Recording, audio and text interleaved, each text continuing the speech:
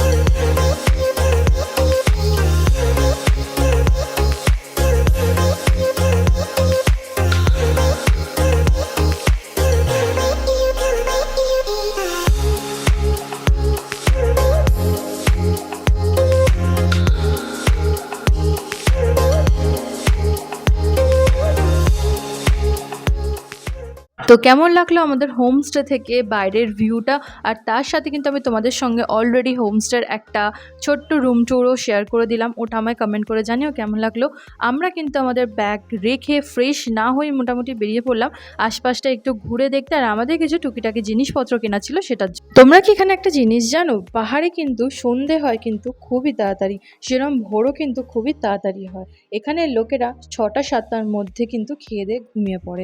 আমাদের কলকাতায় 11টা-12টা অবধি যেরকম রাস্তায় জমজমাট ভাবটা থাকে সেরকম কিন্তু এখানে থাকে না। আমরা আগের দিন বেরিয়ে এই জিনিসটা এক্সপিরিয়েন্স করেছি, তাই জন্য আমরা আজকে বিকালবেলা বেরোনোর রিস্কটা নিইনি। আমরা ভাবলাম ওখানের থেকে এখানে আরও বেশি শুনশান এলাকা, কিন্তু একটা জিনিস দেখো এখানে জায়গাগুলো এত সুন্দর তোমাদের কি বলবো। আমরা এখানে এসেছিলাম, একটা রেস্টুরেন্ট মতো ছিল, আর এখানে আমাদের যিনি ড্রাইভার উনি কিন্তু আমাদেরকে গিটার দিয়ে গান গেয়ে শোনাচ্ছিল। গানটা কিন্তু উনি খুবই সুন্দর গেয়েছে, কিন্তু কপিরাইট ইস্যুর জন্য আমি তোমাদের সঙ্গে গানটা শেয়ার করতে পারলাম না। ডেফিনেটলি আমি যদি পারি সেটা শর্টসে আপলোড করব। তো এখান থেকে আমরা একটু কিছু কেনাকাটা করেছিলাম সামনে একটা দোকান থেকে। এখানে একটা পায়রা ঝুনছিল, কি সুন্দর দেখো। তারপর আমরা আমাদের রুমে ফিরে এসেছি। সো গাইস, আমরা আজকে পদ্মাচিন চলে এসেছি, আর অ্যামেজিং সব ভিউ পয়েন্টও দেখেছি, তোমরা আজকে দেখলে। তো আমরা যে হোমস্টেটায় আছি ওই হোমস্টেটার একটা তোমরা টিউটোরিয়ালে তোমাদের সঙ্গে শেয়ার করলাম। কেমন লাগলো আমাকে জানা কিন্তু একদম ভুলো না। আর আমরা এখন এখানে আছি, একটু পরে লাঞ্চ করবো। লাঞ্চটা এখন আমরা একটু ছবি টবি তুলবো। খুব সুন্দর অ্যামেজিং ভিউ। চলো ভিউটা তোমাদের সঙ্গে একটু শেয়ার করি। এখান থেকেই ফুলের মাঝখানে পাহাড়টা পুরো মেঘের মধ্যে ডুবে আছে, এত সুন্দর ভিউ। যত দেখছিলাম তত কিন্তু আমার মন ভরছিল না। এখানে কিন্তু যখন আমরা এসছি একদমই ঠান্ডাটা তখন অনুভব করতে পারিনি, কিন্তু যত দুপুর গড়িয়ে বিকালের দিকে যাচ্ছিল তত ঠান্ডা লাগছিল। এই মোমেন্টটায় কিন্তু তখন রোদটাও খুবই কড়া ছিল, আর খুব ভালো লাগছিল আমাদের রোদটা। তখন হঠাৎ করে আমার মাথার মধ্যে এলো যে না, আমরা কফি খাবো। আসার সময় কিন্তু আমি জিনিসপত্র মোটামুটি প্রিপারেশন নিয়েই এসেছিলাম।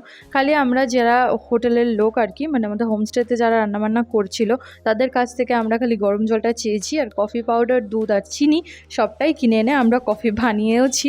কারণ আমি আগেই বলেছি যে এখানের চাটা আমার একদমই পোষাচ্ছিল না, আর কফিটা খেতেও হয়েছিল পুরো একদম হেভি পারফেক্ট। খালি যদি একটু জলটা কম দিতাম মেবি ভালো হতো। তারপর আমরা কিছুক্ষণ ছবি টবি তুলে আমরা এখানে লাঞ্চ করতে চলে এসেছি।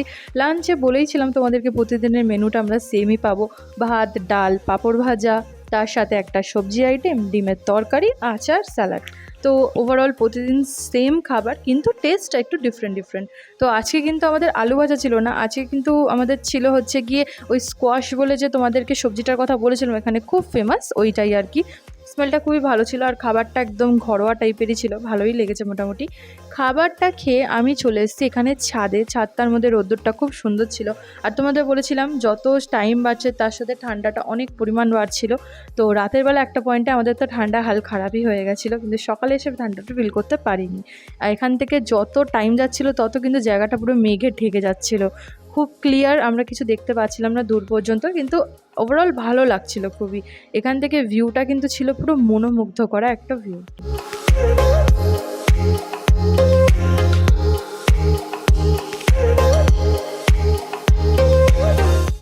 গাইজ আমি জাস্ট লাঞ্চ করে এদের হোমস্টেটা ছাদে আসলাম, ঠিক আছে? তো এখানের ভিউটা দেখো আমার পিছনে, এত সুন্দর যে কি বলবো। আর এখানে আবার তার সামনে এখানে আবার সানসেট হচ্ছে, মানে মিলিয়ে মিশিয়ে একদম একাকার একটা ভিউ। ওইখানেও পিছনে তোমাদেরকে আমি দেখাচ্ছি, ওখানেও খুব সুন্দর একটা ভিউ আছে।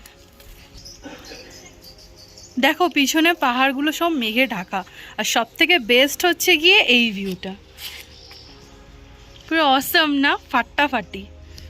তো আমাদের লাঞ্চ করা এখন যেহেতু হয়ে গেছে, এবার আমরা একটুখানি রুমে গিয়ে রেস্ট নেবো, যেহেতু অনেক সকালে এখন ওঠা হচ্ছে। তা ভিউটা একটু এনজয় করছি, খুব ঠান্ডা এখানে। তো চলো এবার রুমে যাওয়া যাক।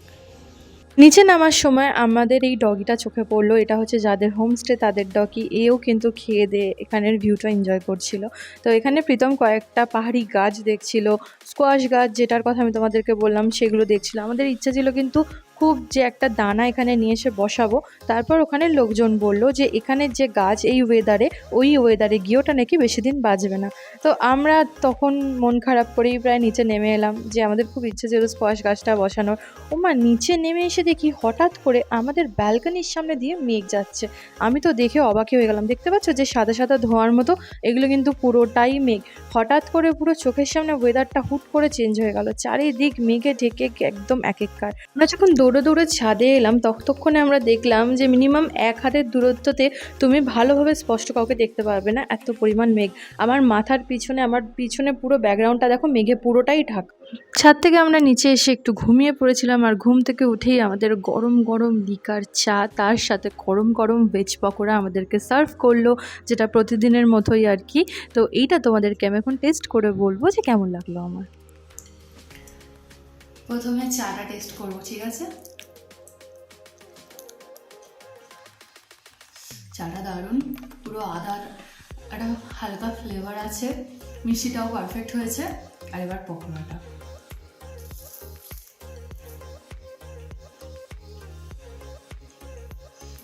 এতদিনের মধ্যে এতগুলো পকোড়ার মধ্যে এটা আমরা বেস্ট পেয়েছি। একদম ফাটাফাটি পুরো ভেজ পকোড়া বানিয়েছে, সত্যি ভালো লাগলো খেয়ে। গাইস আমরা এখন ডিনার করতে চলে এসেছি। বিশাল ঠান্ডা, এখন 8 ডিগ্রি সেলসিয়াস এখন চলছে। এদের হাল দেখো না, এই যে সবাই এখন জ্যাকেট পরে একদম ফুল রেডি হচ্ছে শীতকাল ধরে। তুমি না না একদমই না, মাইল একদম শীতকাল ধরে না, সত্যি ও কিচ্ছু পরে নেই, ও শুধু নরমাল একটা টি আমি শার্ট শাড়িতে গেঞ্জি পরে আছি না, বলো। চলো খেয়ে দে, তারপর দেখা হচ্ছে। ঠান্ডার মধ্যে আমাদেরকে ওনারা সার্ভ করলো খাবার একদম গরম গরম, আর ওনাদের সঙ্গে আমাদের একটা লম্বা কনভারসেশন চলছিল। সত্যি এখানের মানুষজন এতটাই ভালো, এত হাম্বল না, তোমাদেরকে বলে বোঝাতে পারবো না। তোমরা যদি কেউ কোনো দিন গিয়ে থাকো তোমরা আমার এই ব্যাপারটা রিলেট করতে পারবে। ওনারা আমাদের খাওয়ার সময় ওয়েট করছিল যে আমাদের আর কিছু লাগবে কি না। তো আমরা লাস্টে বললাম যে না না আমাদের লাগবে না, আপনারা খেয়ে নিন। ওরা তখন বললো যে না আপনারা আগে খান, আপনারা খাওয়ার পর আমরা খেতে বসতে পারি। তো এই নিয়ে আমাদের একটা অনেকক্ষণ কনভারসেশন चलছিল। हम और भी होम स्टे में रहे हैं पहले भी 2-3, मतलब वहाँ जो पकोड़ा उन्होंने सर्व किया मुझे अच्छा नहीं लगा। ये वाला एकदम बेस्ट, हमारे घर में भी ऐसा मिलता है, इसलिए बहुत अच्छा। कल जो दिया था ना वो आपका जो आलू है ना उसको बॉईल करके बेसन में चुबा कर डाल दिया बस। ओ कहाँ पे नाम टा पर मोने नहीं ठीक। नहीं नहीं जाएगा नाम की वो अरितार में था, अरितार स्टे में था कल। ओ, एक बहुत अच्छा, बहुत टेस्टी था, मुझे आज बहुत पसंद आया, चाय भी बहुत बढ़िया था। हाँ जी, गैस स्लो किया, स्लो करने से जलता नहीं, अंदर हाँ, अच्छे से हाँ, पक जाता है हाँ, ना। हाँ। तो पहली फर्स्ट टाइम में तो मुझे भी पता नहीं था, बड़ा कर दिया, इतना जलने लगा ना, लेकिन मैं उसको निकाल के रिजेक्ट। টু বি অনেস্ট যদি বলি, সত্যি আজকে ওভারঅল দিনের খাবারটা খুবই ভালো লেগেছে। আর অনেস্টলি বলছি, আমি পরশুদিন আমরা এখান থেকে চলে যাব, তো এখানে জায়গাটাকে আমরা এত পরিমাণ মিস করব যে বলে বোঝাতে পারবো না। এখানে লোকজনের বিহেভিয়ার খুব খুব ভালো, মানে ওদের আলাদাই একটা সংস্কৃতির মধ্যে ওরা এসেছে, মানে মা বাবা কিভাবে ওদেরকে পালন করেছে ওটা বলছে ওরা। তো ভিডিওতে তোমরা পুরোটা দেখবে, তাহলে বুঝতে পারবে। তো তোমরা ওভারঅল ভিডিওতে দেখেছো, আমি সব জায়গাতেই বলেছি যে এদের বিহেভিয়ার খুব ভালো। তো তোমরা যদি কোনোদিন আসো, এই জিনিসটা কিন্তু আমি কমেন্ট করে জানিও যে এখানের মানুষ, পাহাড়ি মানুষ তোমাদের কেমন লেগেছে। তো ওনার সঙ্গে গল্প করতে করতেই আজকে আমরা খাওয়াটা শেষ করলাম। ভিডিওটা কেমন লাগলো আমাদেরকে জানাতে একদমই ভুলো না। আর আজকে ব্লগটা কিন্তু এইটুকুই। কালকে আমি তোমাদের সঙ্গে শেয়ার করব আরও একটা ধামাকেদার ব্লগ, সেটার মধ্যে কিন্তু আমাদের কালকে প্রচুর জায়গা ঘোরার আছে, সেই সব কিছু শেয়ার করব। তো নিউ ভিডিওটার জন্য কিন্তু অবশ্যই চ্যানেলটাকে সাবস্ক্রাইব করতে হবে। আর আজকে ভিডিওটা ভালো লাগলে লাইক করো, কমেন্ট করো। দেখা হচ্ছে নেক্সট ভিডিওতে। Tata, bye bye.